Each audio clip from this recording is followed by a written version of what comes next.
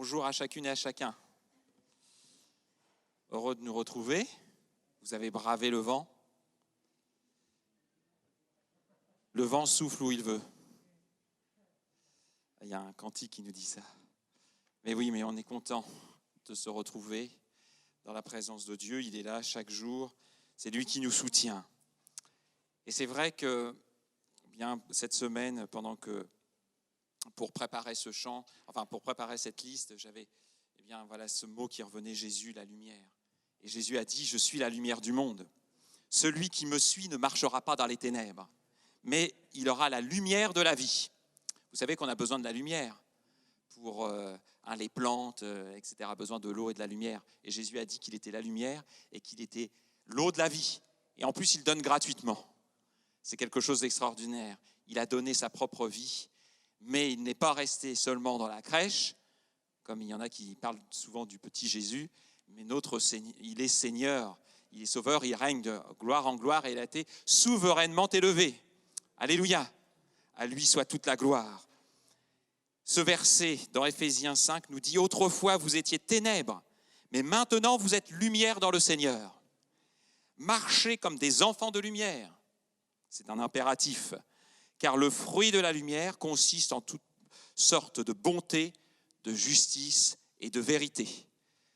Ça pourrait être presque en avance les vœux que je vous formule pour 2021, c'est que nous puissions tous ensemble manifester cette bonté, cette justice et la vérité qui appartient à notre Seigneur, notre Dieu, parce que nous sommes enfants de lumière.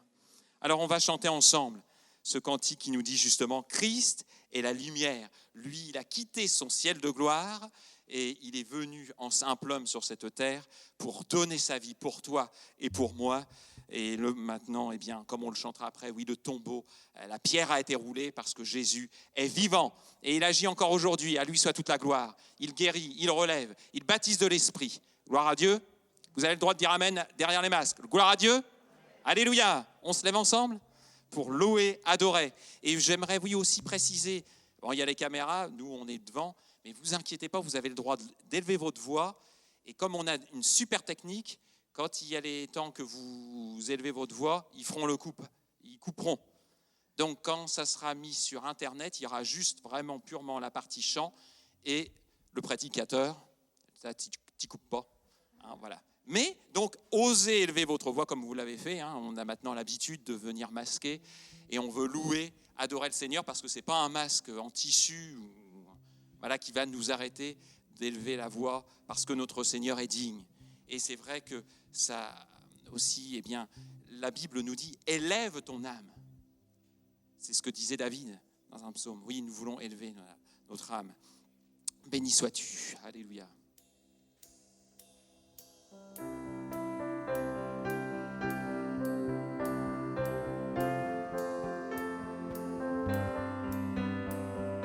Quittant la gloire de ton ciel, tu es venu sur terre, Fils aimé du Dieu éternel, tes bras t'ont ouverts, ta grâce a bouleversé le cours de notre humanité.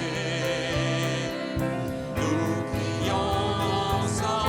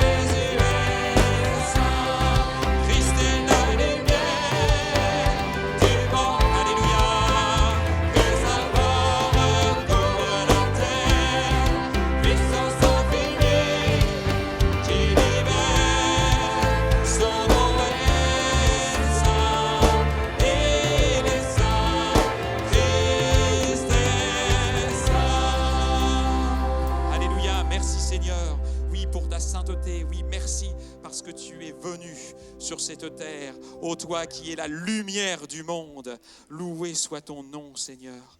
Ô Jésus, oui, je viens vers toi. Oui, que ce soit dans le secret, que ce soit dans la maison des justes, je veux élever le beau nom de Jésus. Car la présence du Seigneur, c'est ce qu'il y a de meilleur pour chacune de nos vies. Cherche premièrement le royaume de Dieu et sa justice. Alléluia.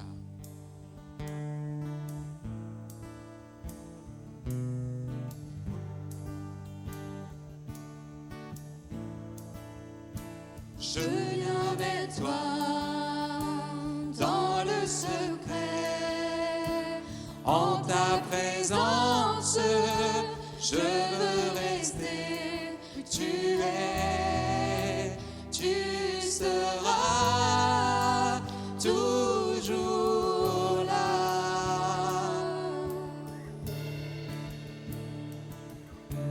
Tout contre toi.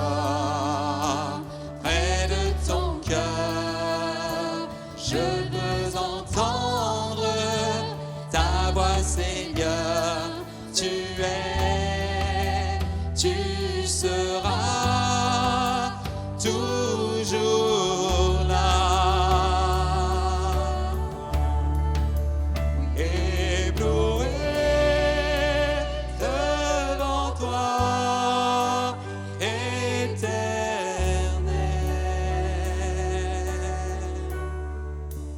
Ébahi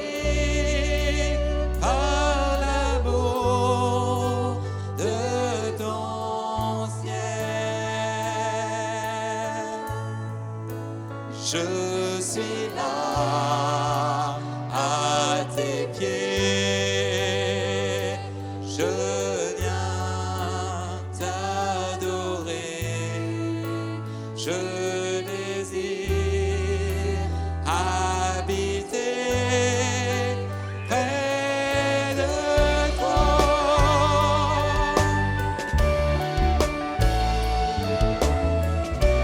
Alléluia. Seigneur, je vois ton bras, je sens ta main, tu me protèges, tu me soutiens, tu seras toujours là.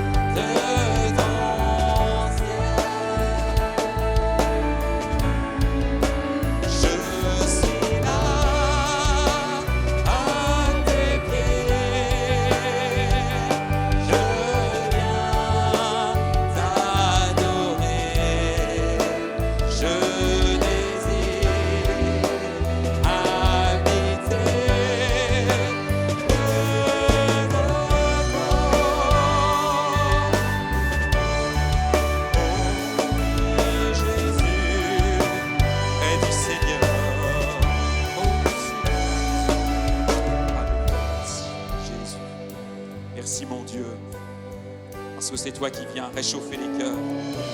Oui, toute âme abattue est relevée dans le nom de Jésus. Toi qui es la lumière, la source de la vie, combien tu es digne.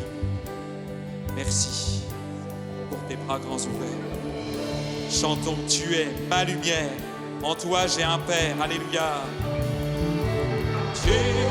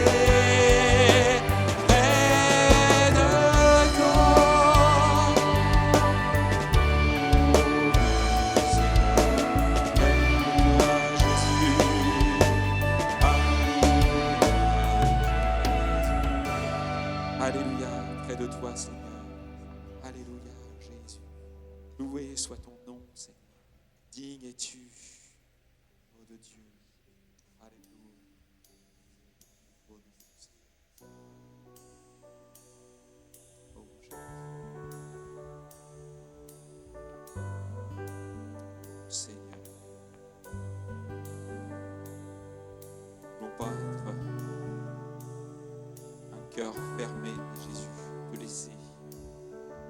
Viens libre cours, c'est toi qui nous façonnes, toi qui es le divin potier. Seigneur, nous voulons nous laisser attirer à toi.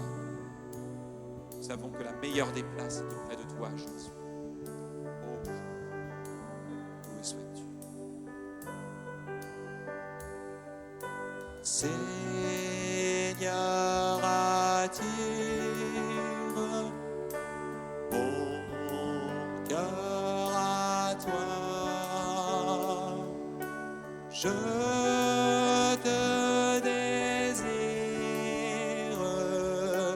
tout près de moi. Ma délivrance dans le danger, c'est ta présence qui m'enverge.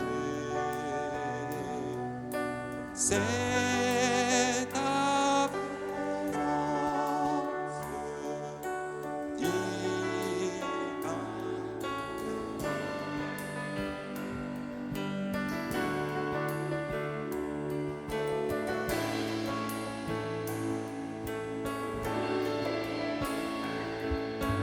Par ta puissance,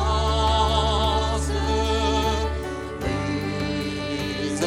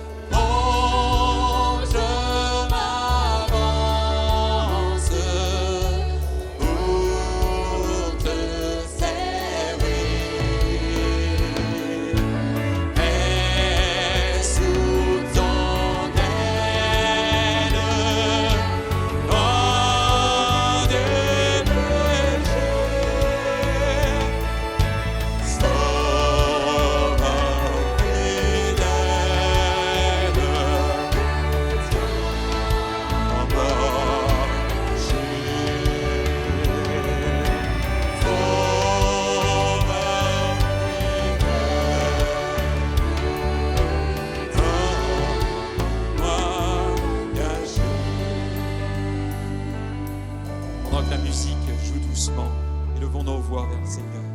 Jésus, il est là, présent ce matin au milieu de nous. Il en a fait la promesse. Là où 2 ou 3 sont assemblés en mon nom, dit Jésus, je suis au milieu de vous. Merci mon Dieu, parce que tu ne nous laisses pas orphelins, Seigneur.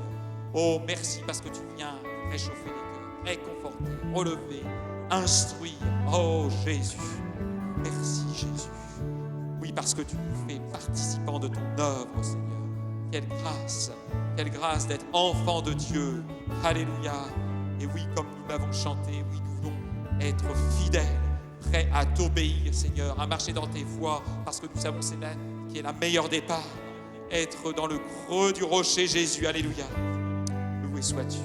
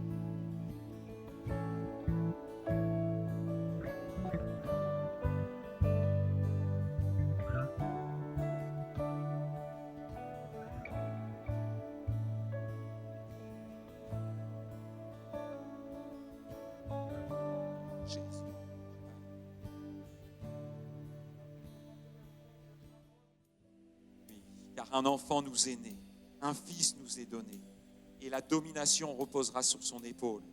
On l'appellera admirable, conseiller, Dieu puissant, Père éternel, Prince de la paix, donné à l'empire de l'accroissement et une paix sans fin au trône de David. Alléluia. Oui, Jésus est l'admirable, il est admirable pour moi, pour toi. Il est ce Dieu tout-puissant, ce El Shaddai. Oui, il est ce Père éternel de toute éternité, celui qui apporte la paix.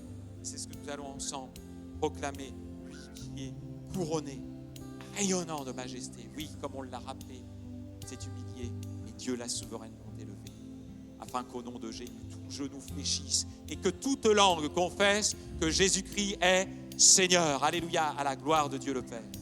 Alléluia.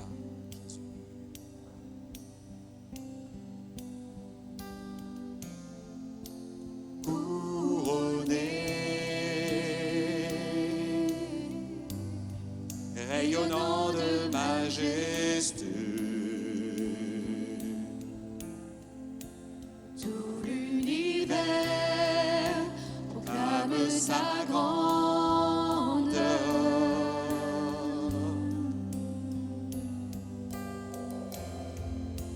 Glorifié par les anges prosternés. Tu es assis à la droite du Père.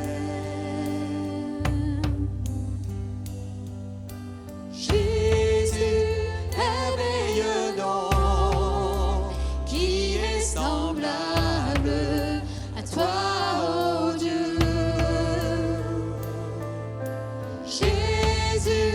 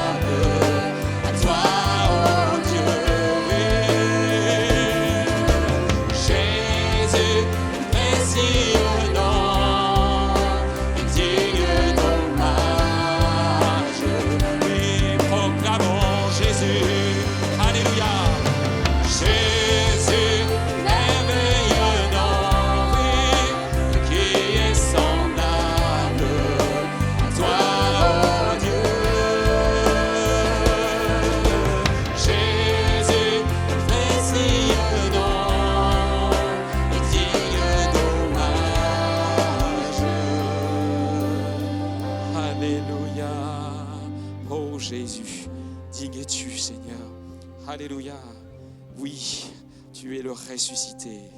Oh, loué sois-tu, Seigneur. Alléluia. Les évangiles nous montrent quand tu as donné ta vie, que le ciel s'est obscurci. Il y a eu, oui, ce tremblement de terre, les ténèbres étaient là. Mais après, eh bien, le tombeau a été ouvert. Oui, parce que tu es le ressuscité, tu es le glorifié. Et c'est ce que nous chantons, Jésus ressuscité, Jésus glorifié, alléluia. Celui qui est souverain dans ta vie, Maître et Seigneur, gloire à ton nom.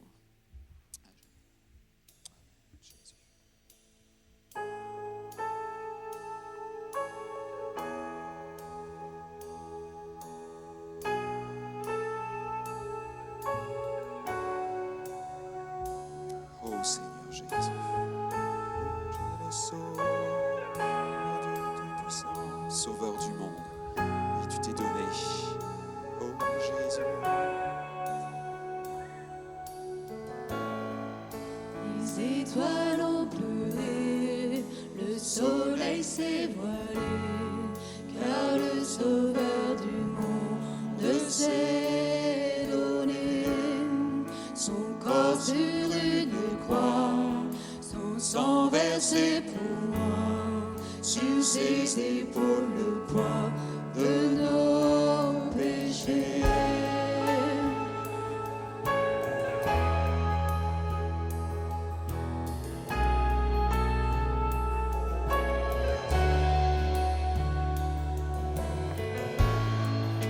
Son soudain souffle, le ciel s'est détourné, le Fils de Dieu gisait dans les ténèbres, une guerre dans le tombeau, livré contre la mort, pour terrasser l'enfer à jamais. Alors la terre trembla, la pierre fut roulée, l'amour parfait n'a pu être vaincu. Pardon est ton roi, le roi ressuscité a remporté la victoire. À jamais les glorifier, à jamais les élever, à jamais ressusciter. Il est vivant, il est vivant.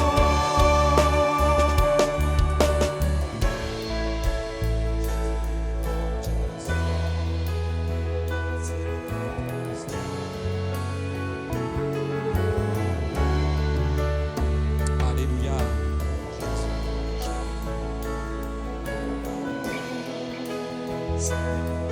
Élève ta voix vers Dieu, oui, élève ta voix vers le Seigneur.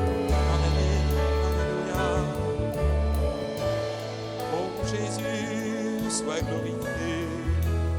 Alléluia, Seigneur, qui es-tu? Alléluia, ressuscité. Oui, Jésus, il est vivant. Alléluia, la mort n'a plus de pouvoir parce qu'il est ressuscité. Il a vaincu la mort, la maladie à Golgotha. Alléluia. Oui, nous allons proclamer à nouveau à jamais, il est glorifié. À jamais, il est élevé. À jamais, ressuscité.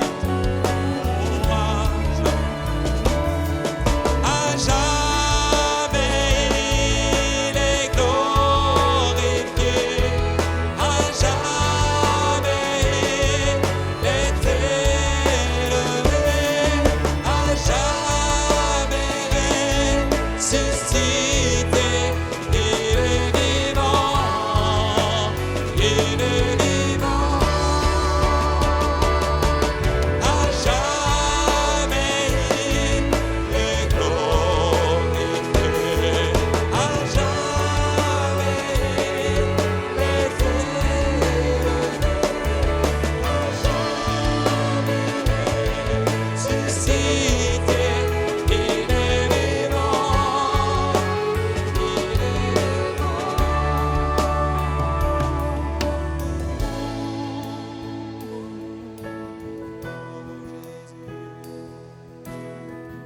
nous allons dire Alléluia, louez l'Éternel. Chantons Alléluia, chantons Alléluia, chantons Alléluia, l'agneau a triomphé. Chantons Alléluia, chantons Alléluia, chantons Alléluia, l'agneau a triomphé. Chantons Alléluia, chantons Alléluia, chantons Alléluia, l'agneau a triomphé. Chantons Alléluia, chantons Alléluia, chantons Alléluia, l'agneau a triomphé. À jamais est glorifié, à jamais est élevé, à jamais suscité. Il est vivant, il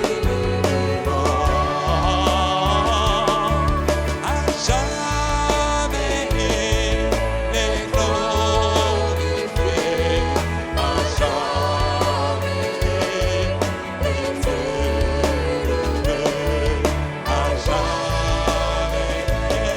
suscité. Il est vivant,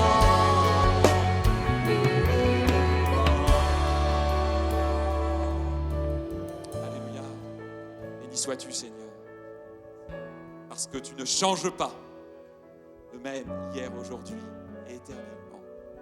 Seul soit toute la gloire.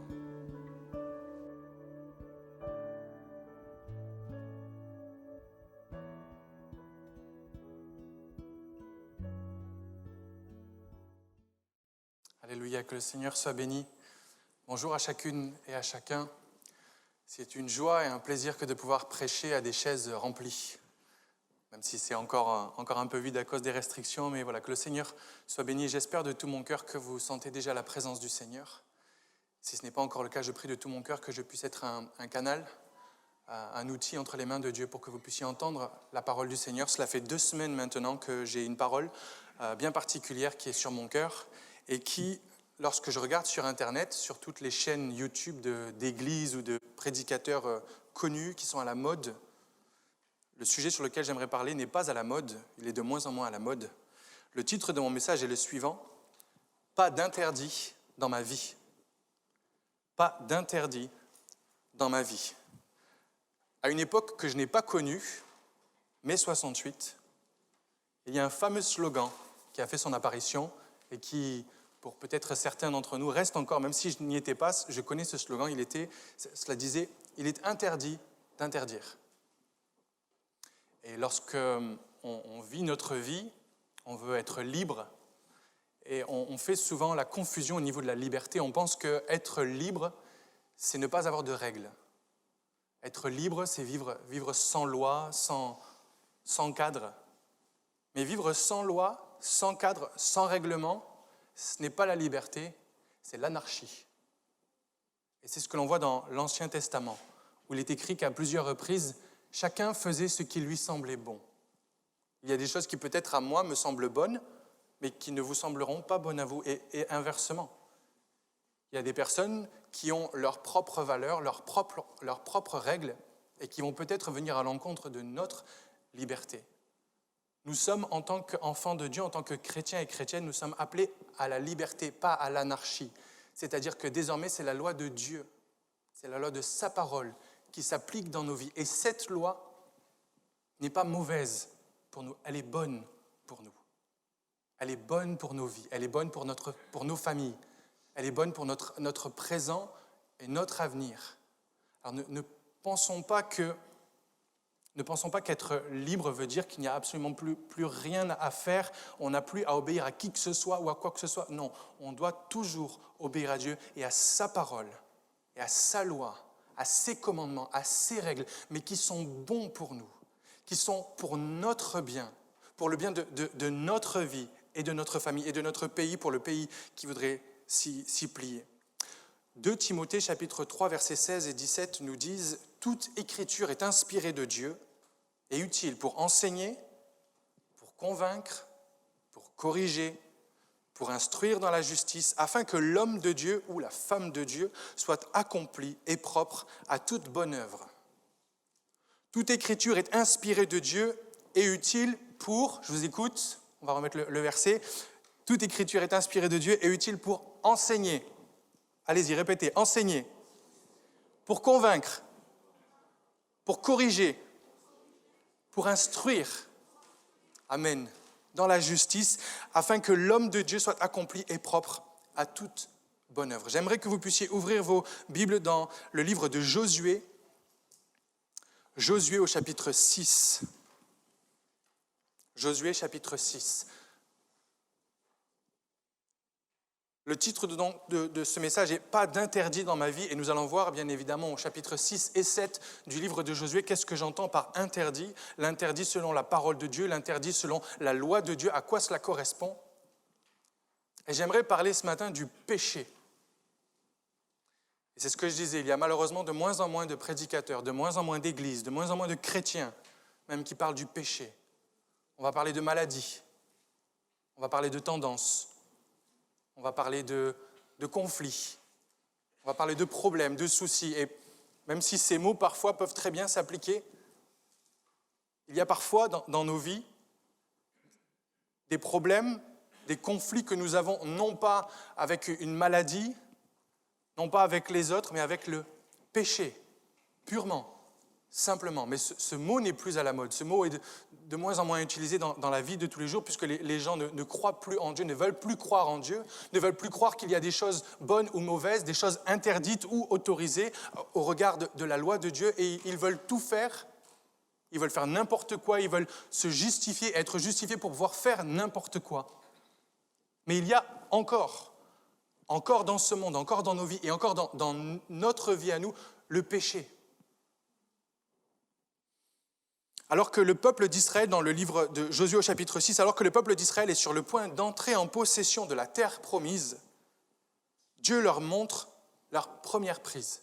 Josué chapitre 6, versets 1 et 2. Jéricho était fermé et barricadé devant les enfants d'Israël. Personne ne sortait et personne n'entrait.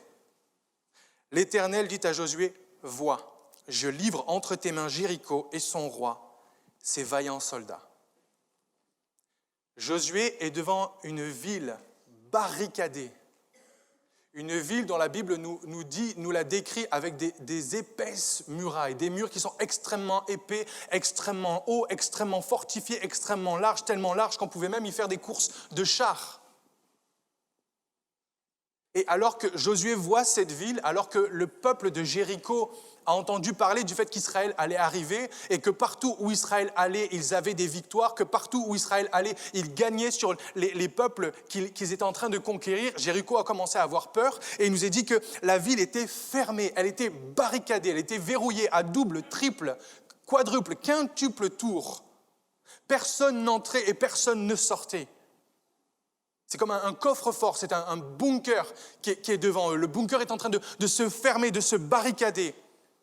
Et alors que personne ne peut rentrer, que personne n'en sort, Josué est face à cette ville et Dieu lui dit « Vois, regarde ». Si Dieu s'était arrêté là, Josué aurait certainement dit « Oui, je vois que c'est impossible.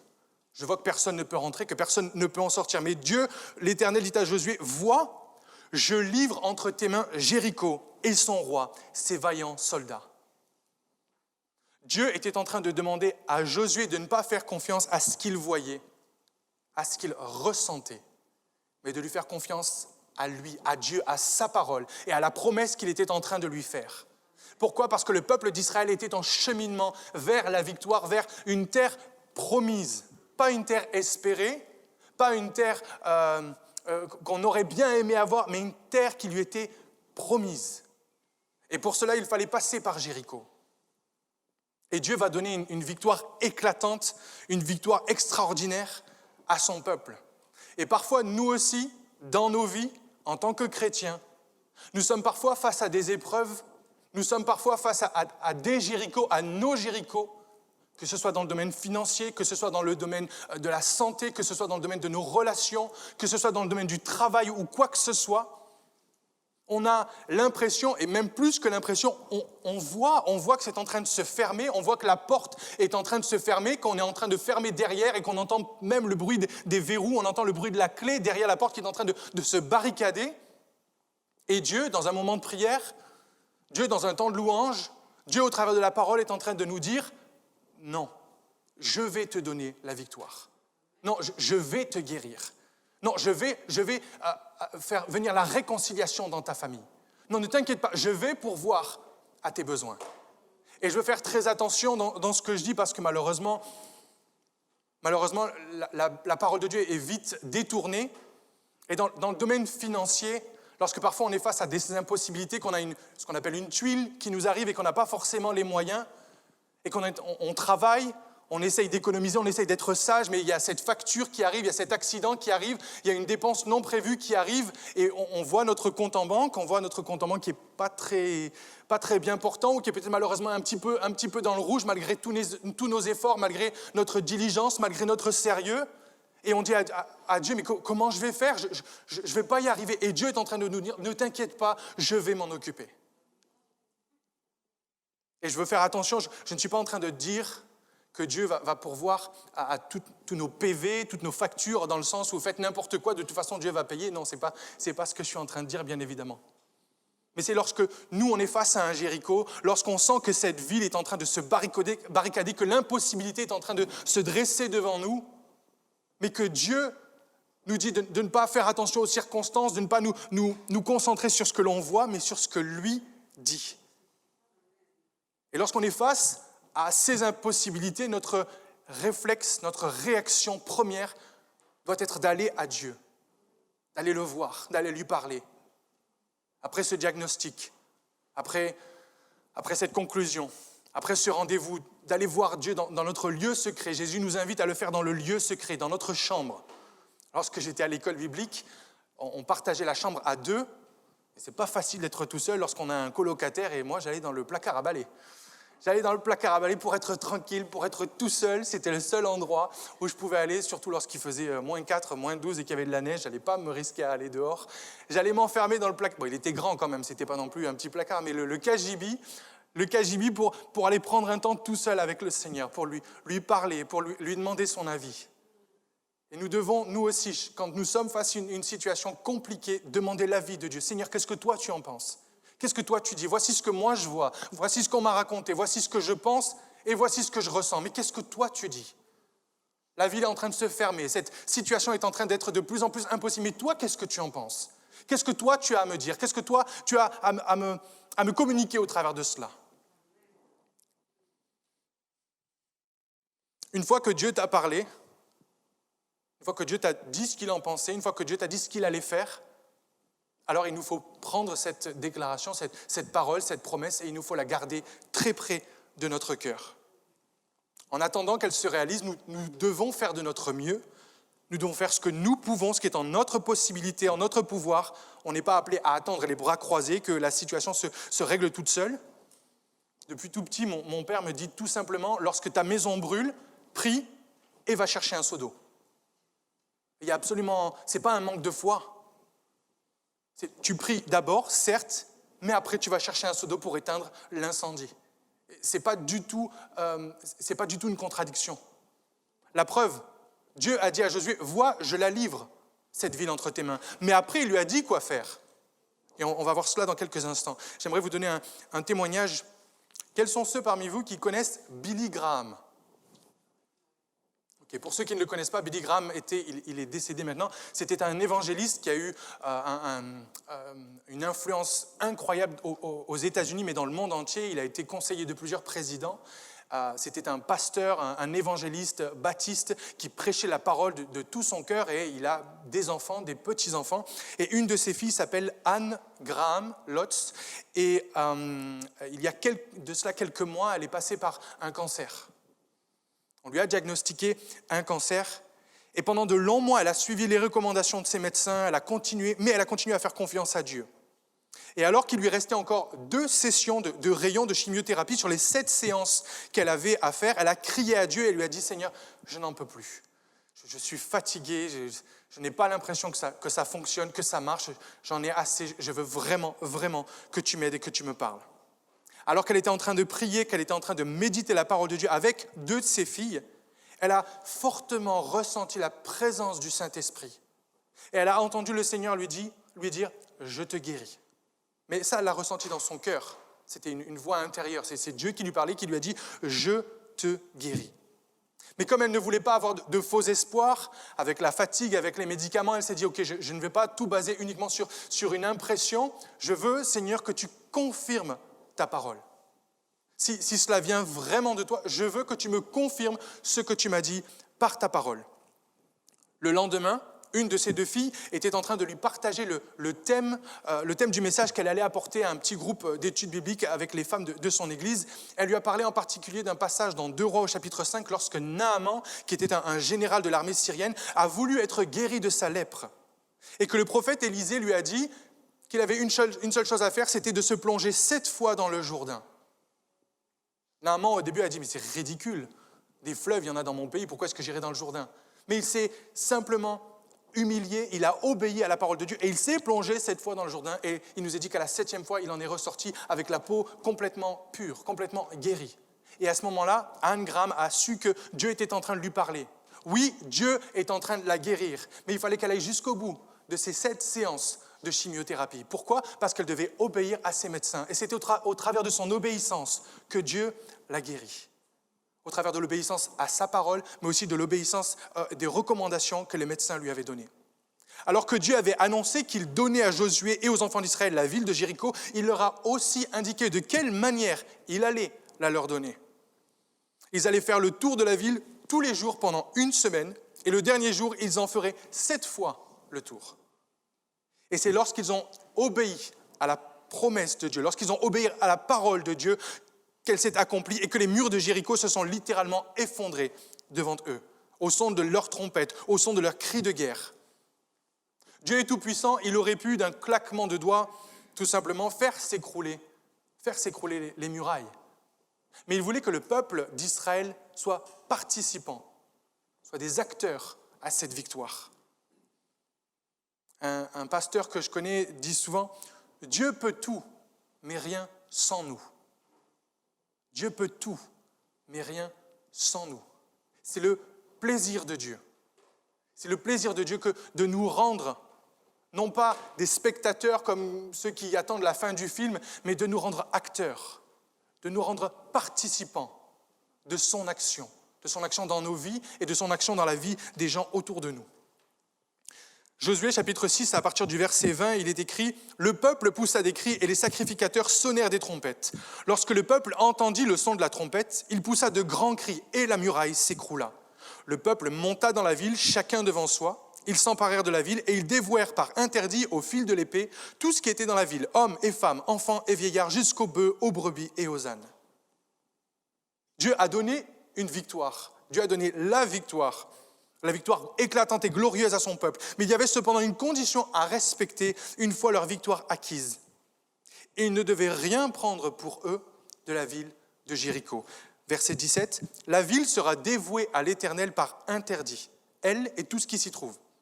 Gardez-vous seulement de ce qui sera dévoué par interdit, car si vous preniez de ce que vous aurez dévoué par interdit, vous mettriez le camp d'Israël en interdit et vous y jetteriez le trouble. » Lorsque quelque chose était dévoué par interdit, cela voulait dire que si on pouvait, on devait le détruire, mais surtout qu'on ne devait pas y toucher, qu'on ne devait pas le prendre pour soi, on devait le mettre de côté, et c'était interdit. Interdit de le prendre, interdit d'en jouir, interdit d'y toucher, interdit d'en profiter. Et c'est ce qui leur a été demandé. Dieu leur a dit, je vous donne Jéricho, cette ville grande, fortifiée, barricadée, riche, avec plein de gens dedans, mais je vous interdis de prendre du butin de ce qui est à l'intérieur. Je vous interdis, le bétail, vous n'y touchez pas. Et s'il y a de l'or ou de l'argent, vous le mettrez, Josué 6, verset 24, ils brûlèrent la ville et tout ce qui s'y trouvait, seulement ils mirent dans le trésor de la maison de l'Éternel l'argent, l'or et tous les objets d'airain et de fer. Ce n'était pas pour eux, mais c'était pour Dieu. Ils ont donc obéi à l'Éternel, ils ont fait le tour de la ville chaque jour, Ils ont sonné des trompettes, ils ont poussé des cris, ils ont détruit la ville et Dieu leur a bien donné la victoire. Cependant, chapitre 7, verset 1, il est écrit « Les enfants d'Israël commirent une infidélité au sujet des choses dévouées par interdit. Akan, fils de Carmi, fils de Zabdi, fils de Zérak, de la tribu de Juda, prit des choses dévouées. Et la colère de l'Éternel s'enflamma contre les enfants d'Israël. Parmi tout le peuple, il y en avait un, du nom de Akan, un homme du peuple d'Israël, a désobéi à l'ordre qui avait été donné par Dieu. Personne ne devait prendre de ce qui appartenait à Jéricho, et à cause de la désobéissance d'un seul homme, tout le peuple en a été pénalisé. Alors qu'ils se préparaient pour leur prochaine bataille, alors qu'ils s'approchaient de la ville de Haï, qui était toute petite comparée à Jéricho, qui n'avait pas de fortification, il n'y avait pas de mur très épais, Israël a subi une défaite cuisante et a dû fuir devant cette toute petite ville. Il nous est dit qu'ils ont même perdu 36 hommes face à cette toute petite ville. C'est à ce moment-là que Josué, le chef du peuple, s'est prosterné devant Dieu, lui demandant son aide et son secours. Josué chapitre 7, verset 10. L'Éternel dit à Josué, « Lève-toi. Pourquoi restes-tu ainsi couché sur ton visage ? Israël a péché. Ils ont transgressé mon alliance que je leur ai prescrite. Ils ont pris des choses dévouées par interdit. Ils les ont dérobées et ont dissimulées et ils les ont cachées parmi leurs bagages. Aussi les enfants d'Israël ne peuvent-ils résister à leurs ennemis. Ils tourneront le dos devant leurs ennemis car ils sont sous l'interdit. Je ne serai plus avec vous si vous ne détruisez pas l'interdit du milieu de vous. Lève-toi, sanctifie le peuple. Tu diras, sanctifiez-vous pour demain, car ainsi parle l'Éternel, le Dieu d'Israël. Il y a de l'interdit au milieu de toi, Israël. Tu ne pourras résister à tes ennemis jusqu'à ce que vous ayez ôté l'interdit du milieu de vous. » Et on pourrait se dire, à la lecture de ce texte, si je peux avoir votre attention, merci. À la lecture de ce texte, on pourrait se dire quand même, mais il y a juste un homme sur tout le peuple. Un seul homme qui a pris quelque chose, quelques objets, et à cause d'un seul homme, la défaite est imposée à tout le peuple. Un seul homme avait désobéi à Dieu et avait pris des objets qui étaient interdits. Oui, tout le peuple a dû porter la responsabilité, a dû porter la pénalité et le jugement de la désobéissance d'un seul homme. Pourquoi ? Parce que si Dieu fermait les yeux sur le péché d'un seul, si Dieu autorisait un seul homme, une seule personne à lui désobéir et à quand même continuer de profiter de la victoire, de continuer de se targuer d'être un bon juif, un bon israélite, alors ça allait se savoir. On allait apprendre que finalement, Dieu donne des ordres, mais pas très grave. Si on désobéit, de toute façon, qui le sait, qui nous voit ?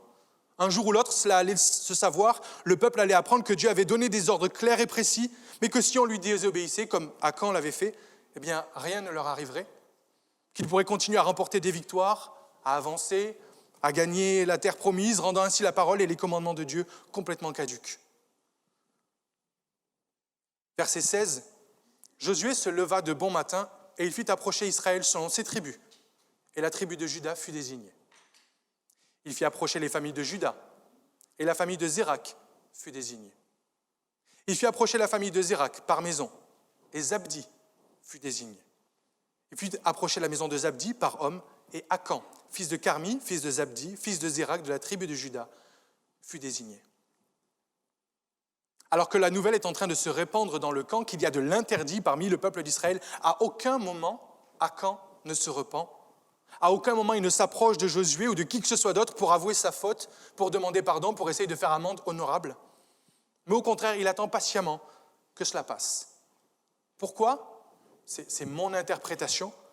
Parce qu'il pensait justement que rien n'allait lui arriver. Il pensait que de tout le peuple, certaines versions nous disent qu'il y avait plusieurs millions de personnes, d'autres versions nous disent qu'il y avait au moins plusieurs centaines de milliers. Lui avait désobéi à Dieu, il le savait pertinemment, il le savait parfaitement, mais comme personne ne le savait, il se disait, Dieu non plus ne le sait pas. Et il pensait qu'il était protégé dans la foule, dans la multitude du peuple. Sauf qu'il nous est dit que la tribu de Juda a été désignée. Puis de la tribu de Juda, c'est la famille de Zérak qui a été désignée. Puis de la famille de Zérak, c'est la maison de Zabdi qui a été désignée. Puis dans la maison de Zabdi, c'est lui-même qui a été désigné. Je pense que lors de ces désignations successives, Akan a certainement eu l'occasion de se repentir, de dire « Ok, arrêtez tout, c'est vrai, c'est moi. C'est vrai, c'est moi, je m'excuse, je vous demande pardon, je demande pardon, Seigneur. » Mais non, il a attendu, jusqu'à ce que Dieu montre à tout le monde que Dieu voit tout, que Dieu sait tout, que Dieu est saint et qu'on ne se moque pas de Dieu. On ne se moque pas de Dieu. On peut se moquer des hommes, on peut se moquer de n'importe qui, mais on ne se moque pas de Dieu. Et cette histoire, comme je l'ai dit en introduction, toute écriture est inspirée de Dieu pour nous instruire, pour nous corriger et pour nous convaincre. Et j'aimerais encourager quelqu'un parmi nous, si tu es dans la désobéissance, peut-être que les gens autour de toi ne le voient pas, peut-être que les gens autour de toi ne le savent même pas, peut-être que les gens autour de toi ne s'en doutent même pas. Mais il y en a un qui sait exactement ce que tu as fait, qui sait exactement ce que tu as dit, qui sait exactement où est-ce que tu es allé, à combien de reprises tu y es même allé. Il sait combien de fois tu l'as fait même. Il le sait. Et il te donne encore aujourd'hui, au travers de ce message, au travers de ce culte, il te donne l'opportunité de te repentir. Il te donne l'opportunité de revenir dans le droit chemin. Il te donne l'opportunité de réparer tes erreurs, de réparer tes bêtises. Mais si, comme Akan, tu attends en te disant « Non, ça va passer ». Non, personne ne le sait de toute façon.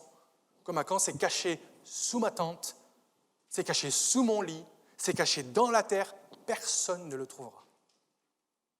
Et mon désir, bien évidemment, ce n'est pas que Dieu t'expose devant tout le monde, même si ça peut arriver. Il est arrivé que dans des églises, dans des moments comme celui-ci, dans des cultes, quelqu'un qui vivait dans le péché, quelqu'un qui couvait le péché, quelqu'un qui chérissait son péché plus que la parole de Dieu, quelqu'un qui donnait plus de valeur au péché, à la désobéissance qu'à Dieu, mais qui faisait croire qu'il était un bon chrétien ou qu'elle était une bonne chrétienne.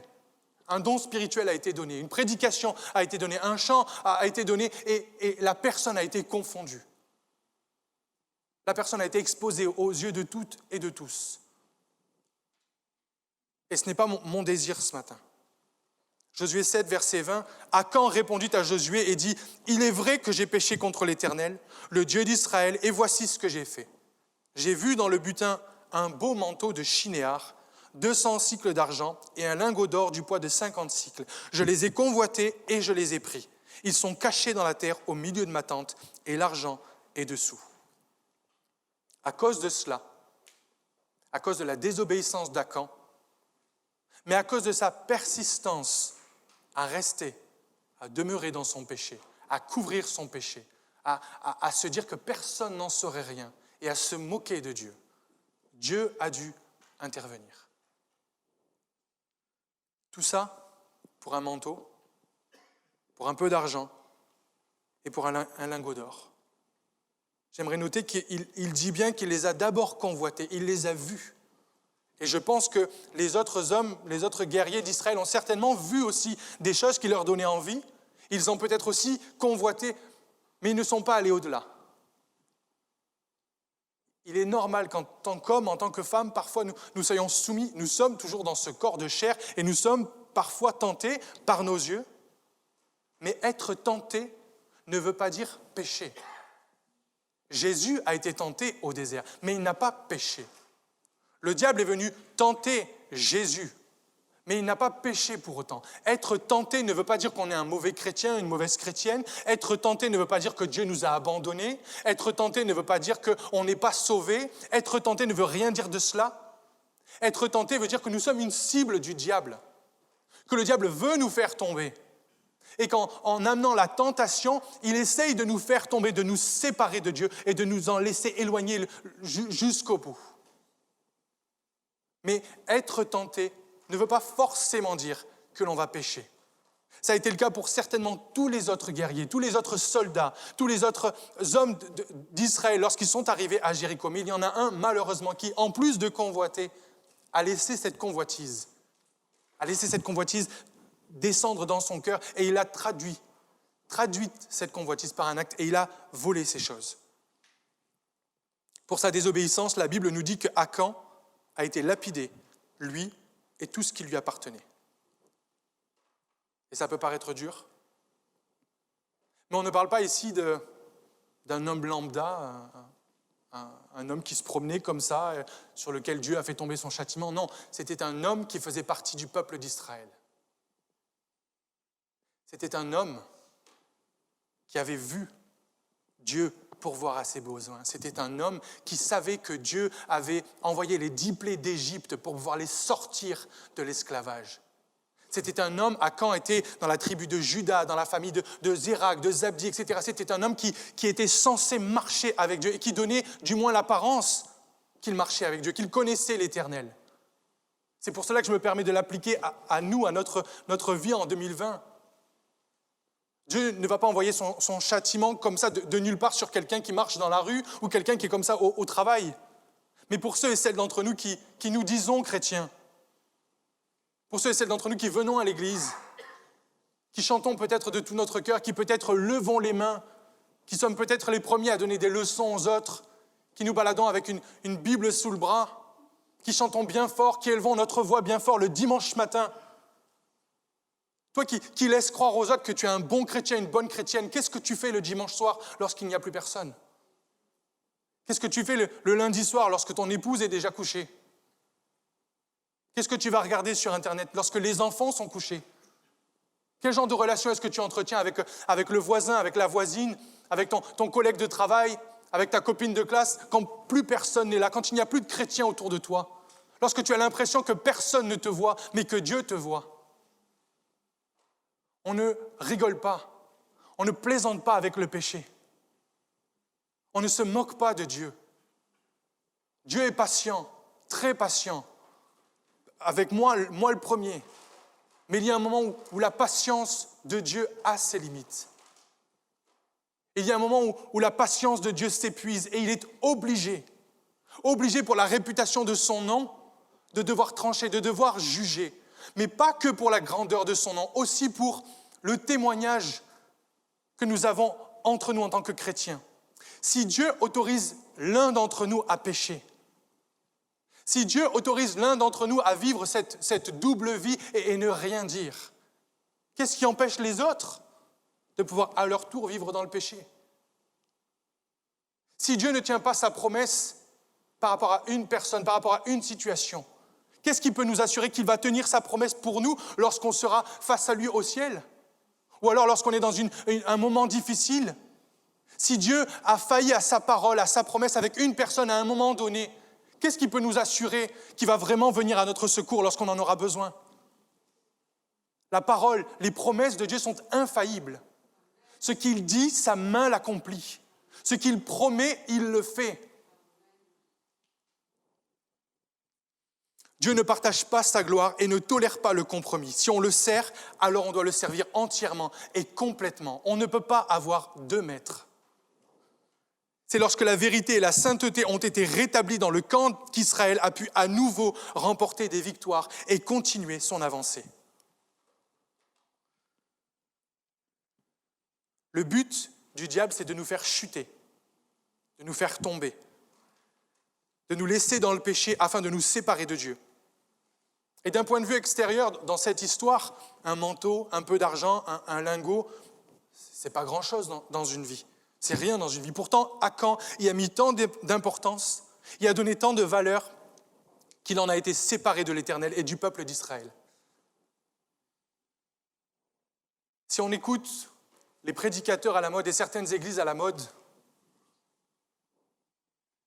ils vous diront « Oh oui, tu as peut-être une mauvaise habitude, mais ce n'est pas grave. T'inquiète pas. Tu peux garder cette mauvaise habitude. Tu peux garder cette addiction. Ne t'inquiète pas. Tu peux la garder, tu peux la chérir. Il n'y a pas de problème. » Mais ce n'est pas ce que je lis dans la Bible. 2 Corinthiens chapitre 7, verset 1 nous dit « Ayant donc de telles promesses, bien-aimés, purifions-nous de toute souillure de la chair et de l'esprit, en achevant notre sanctification dans la crainte de Dieu. » La crainte de l'Éternel est le début de la sagesse. Et je ne parle pas de la crainte comme on pourrait avoir peur d'un père fouettard, mais la crainte, la révérence que l'on doit avoir de Dieu, parce qu'il sait tout, Il voit tout, même ce que les autres ne voient pas, même ce que les autres ne savent pas, même ce que les autres ne soupçonnent pas. 1 Thessaloniciens, chapitre 4, verset 3. Ce que Dieu veut, c'est votre sanctification. C'est que vous vous absteniez de l'impudicité. Dieu ne veut pas que tu puisses saisir ta destinée, que tu puisses avoir des étoiles plein les yeux. Ce que Dieu veut, c'est votre sanctification. C'est que chaque jour de nos vies, chaque jour où nous marchons avec lui à ses côtés, c'est que nous soyons encore un peu plus à son image, comme on l'a chanté, qu'on puisse lui ressembler chaque jour un peu plus. Verset 7, car Dieu ne nous a pas appelés à l'impureté, mais à la sanctification. Dieu ne veut pas qu'on garde ce péché, cette mauvaise habitude, cette addiction sous le bras. Il veut qu'on s'en débarrasse. Il veut qu'on aille tout d'abord devant lui en disant « Seigneur, tout seul, je ne peux pas. Tout seul, j'y arriverai pas. Je suis prisonnier, je suis addict, je suis accro et j'ai besoin de ton aide. » Mais en excusant cela ne nous fait pas avancer. Hébreux 12, verset 14, « Recherchez la paix avec tous et la sanctification, sans laquelle personne ne verra le Seigneur. »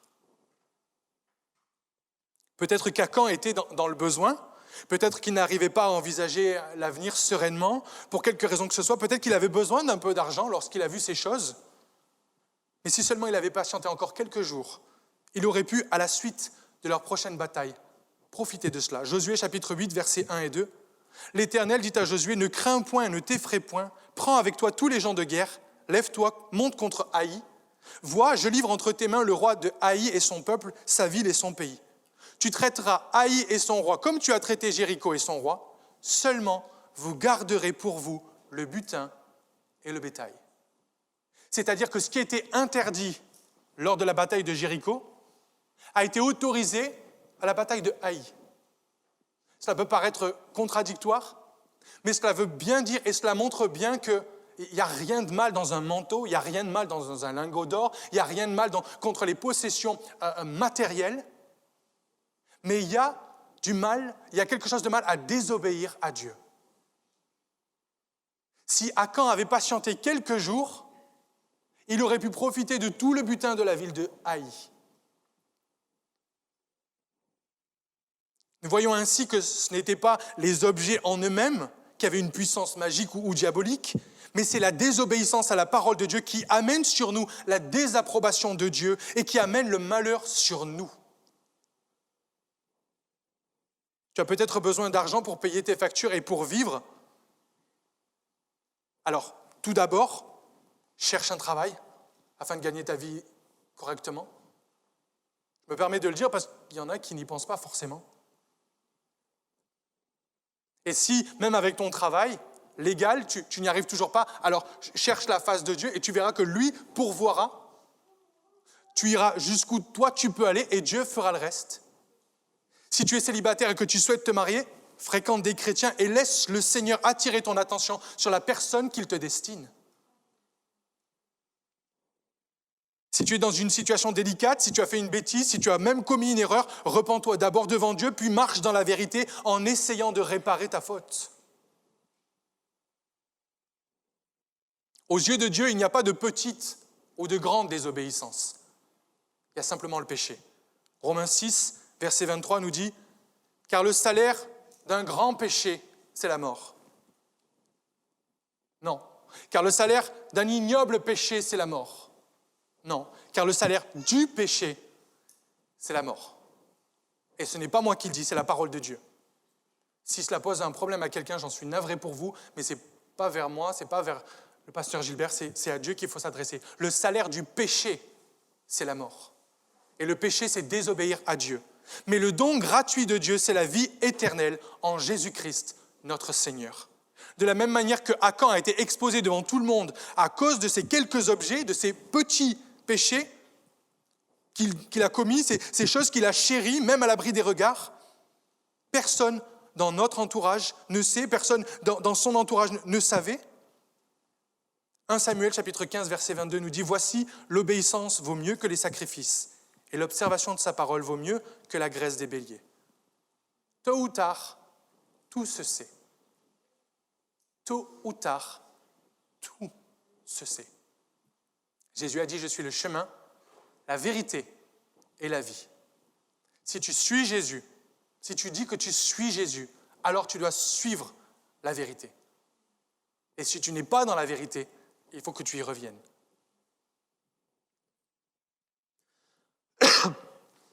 Ce qui aujourd'hui, à tes yeux, n'est peut-être pas grand-chose et peut-être insignifiant, va t'emmener de plus en plus loin de Dieu, de son amour et de ses plans qu'il a pour toi, pour ta vie. 1 Corinthiens 6, verset 9. « Ne savez-vous pas que les injustes n'hériteront point le royaume de Dieu ?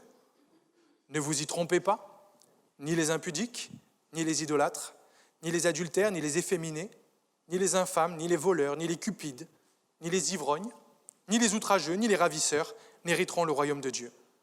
Et c'est là ce que vous étiez, quelques-uns d'entre vous.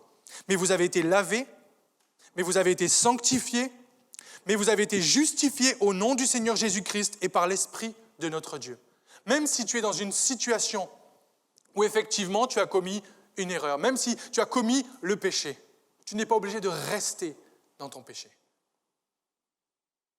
Le plaisir de Dieu, ce n'est pas d'envoyer les pécheurs en enfer.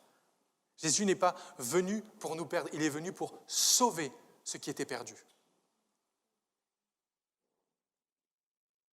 De la même manière qu'Akan a eu plusieurs jours et plusieurs opportunités de se repentir, je crois de tout mon cœur que Dieu nous donne encore l'opportunité aujourd'hui, la possibilité de nous détourner de notre péché, de revenir dans ses voies, de nous repentir et de reprendre notre marche avec lui avant que son jugement ne s'abatte. De la même façon que Dieu a laissé les ennemis d'Israël les emmener en exil à Babylone pour qu'ils se tournent à nouveau vers lui, je prie que dans sa grâce, nous puissions nous humilier sous la main de Dieu et nous repentir. Je vous invite à fermer les yeux quelques instants.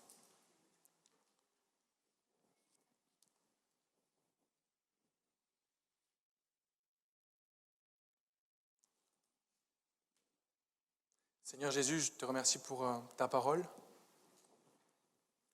Et Seigneur Jésus, même si parfois ta parole est douloureuse, ta parole fait mal, Seigneur Jésus, je sais, nous savons qu'elle est bonne pour nous, Seigneur. Comme un père corrige ses enfants pour les remettre dans le droit chemin, je crois de tout mon cœur que cette parole que tu nous donnes aujourd'hui, cette histoire que tu as laissée dans la Bible, tu l'as laissée pour nous instruire, pour nous corriger, pour nous convaincre, Seigneur Jésus, nous convaincre que tu as de bons plans pour nous, mais que pour cela nous devons te suivre, nous devons t'obéir, Seigneur Jésus. Seigneur, je te prie pour mon frère, pour ma sœur, qui s'est peut-être laissé tromper, qui s'est peut-être laissé avoir par le diable ou par sa propre chair, et qui a peut-être commis quelque chose d'interdit, qui a commis un péché. Seigneur Jésus, je te remercie que, comme pour le roi David, Seigneur mon Dieu, oui, tu es capable de nous exposer, mais ce n'est pas pour nous humilier, mais c'est pour que tu puisses nous pardonner, Seigneur Jésus, pour que tu puisses nous accepter tout à nouveau dans tes bras et dans tes voies, Seigneur Jésus. Je te prie, Seigneur mon Dieu, s'il y a quelqu'un parmi nous qui se trouve dans cette situation, qui, comme Akan, a dissimulé quelque chose au fond de sa tente, sous son lit, dans la terre, bien caché. Seigneur Jésus, rien n'est caché devant toi, Seigneur. Et Seigneur Jésus, comme nous l'avons chanté,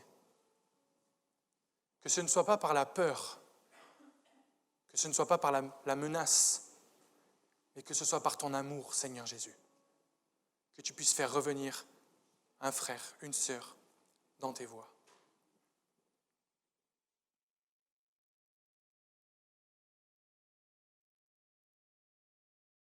Seigneur Jésus, tu pourrais revenir d'un moment à l'autre. Tu pourrais revenir à l'instant, Seigneur. Et lorsqu'on sera devant toi, tout sera exposé. Tout sera mis à nu. Toutes nos paroles, toutes nos actions, toutes nos pensées, tout ce que nous avons fait en public, mais aussi tout ce que nous avons fait en privé, Seigneur. Et c'est toi qui jugeras. Ce n'est pas nous, Seigneur, ce ne sont pas les autres autour de nous. Nous ne pourrons pas dire, mais un tel, une telle a fait bien pire que moi. Seigneur Jésus, c'est notre salut qui est en jeu ce matin. Je te remercie, Seigneur, pour les frères et sœurs qui t'ont accepté dans leur vie il y a peut-être de cela quelques mois, quelques années ou plusieurs dizaines d'années, Seigneur. Et Seigneur Jésus, comme ta parole nous le dit, nous devons marcher avec toi. Nous devons combattre le bon combat de la foi, Seigneur.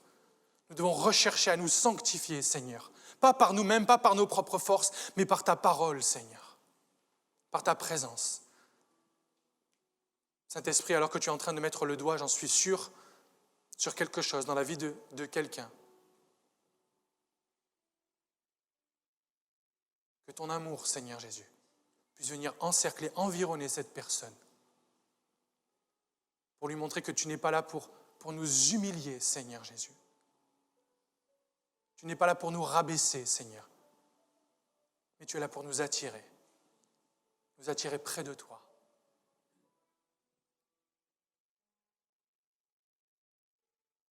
Si quelqu'un ce matin se sent interpellé par ce message, si tu as l'impression d'être comme Akan, ma prière, mon invitation, c'est que tu puisses te repentir d'abord devant Dieu, une repentance sincère, une repentance profonde, que tu puisses reconnaître que ce que tu as fait est en désobéissance à la parole de Dieu, que ce que tu as fait a brisé le cœur de Dieu. Lorsque tu auras fait cela, tu verras que Dieu n'est pas en colère contre toi,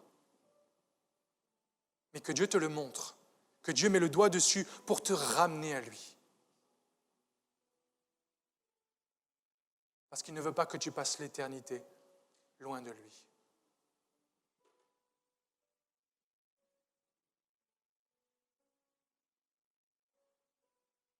Saint-Esprit, tu as été envoyé pour convaincre le monde de péché, de justice et de jugement. Éternel, j'ai fait ma part et je sais que tu fais la tienne.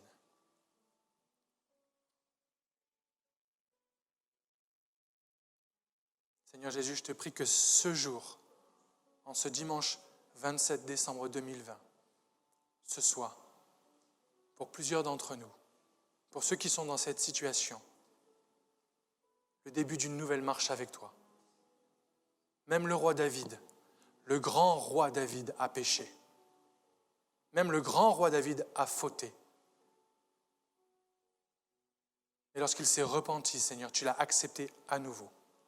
Oui, il a dû faire face aux conséquences. Parce que le péché amène des conséquences, Seigneur.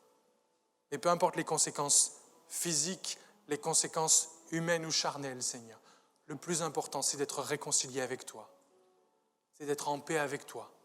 De façon à ce que, si tu reviens maintenant, ou si nous devions quitter cette terre, Seigneur, nous puissions te rejoindre, Seigneur. Seigneur Jésus, je te remercie pour ton amour. Je te remercie pour ta patience. Je te remercie pour ta grâce et pour ta compassion, Seigneur. Et Saint-Esprit, je te demande de continuer à poursuivre celui ou celle qui n'aurait pas encore plié le genou devant toi, Seigneur. De la même façon qu'avec Akan, tu y allais par paliers, tu y allais par étapes. Et je suis convaincu qu'il a eu plusieurs opportunités de se repentir devant toi.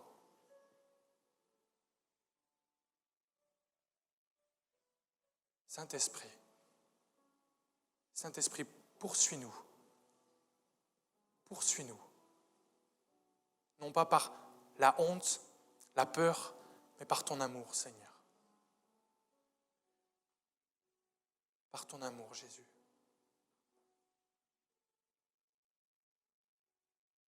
Merci, Seigneur Jésus, de faire ton œuvre dans nos cœurs, dans nos vies, dans nos esprits, Seigneur.